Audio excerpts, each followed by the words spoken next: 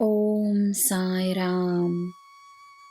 ನನ್ನ ಮುದ್ದಿನ ಮಗುವೆ, ನಿನಗೂ ನನಗೂ ಒಂದೇ ಉದ್ದೇಶ. ನಮ್ಮ ಈ ತಂದೆ ಮಗುವಿನ ಸಂಬಂಧ ಸದಾಕಾಲವಿರಬೇಕೆಂಬುದು. ನಿನ್ನ ಆತ್ಮದ ನಿರ್ಮಾಣದಿಂದಲೇ ನಾನು ನಿನ್ನ ಜೊತೆಯೇ ಇದ್ದೇನೆ, ಸದಾ ಇರುತ್ತೇನೆ. ನೀನು ನಾನು ಒಂದೇ.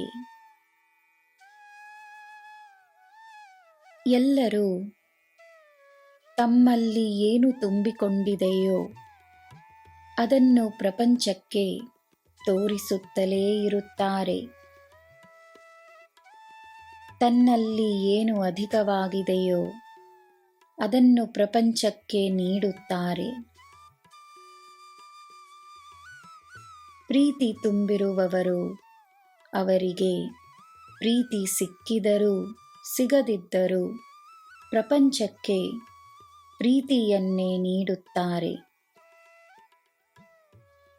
ಯಾರು ಅವರಿಗೆ ಆ ಪ್ರೀತಿಯನ್ನು ಹಿಂದಿರುಗಿಸುತ್ತಾರೋ ಇಲ್ಲವೋ, ಯಾವ ಅಪೇಕ್ಷೆಯೂ ಇಲ್ಲದೆ ಅವರು ಮಾತ್ರ ಅವರ ಹಾಗೆಯೇ ಇರುತ್ತಾರೆ. ಅವರ ವರ್ತನೆಯಲ್ಲಿ ಬದಲಾವಣೆ ಇರುವುದಿಲ್ಲ. ಪ್ರೀತಿಯಿಂದ ವರ್ತಿಸುವುದು ಅವರ ಸ್ವಭಾವ. ಅದೇ ಅವರ ಆತ್ಮದ ಅಸ್ತಿತ್ವ. ಅವರು ಬದಲಾಗುವುದಿಲ್ಲ.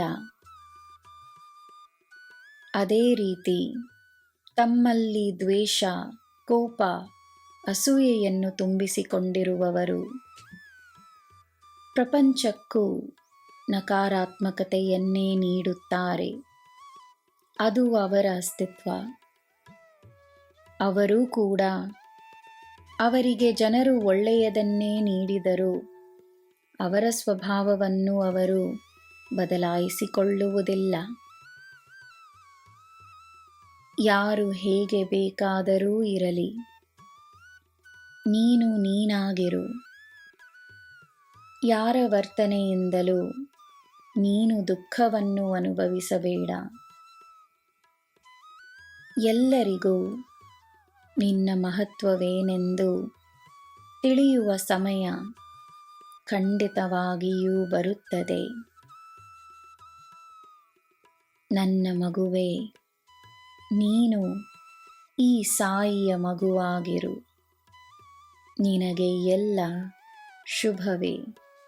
ಜೈ ಸಾಯಿರಾಮ್.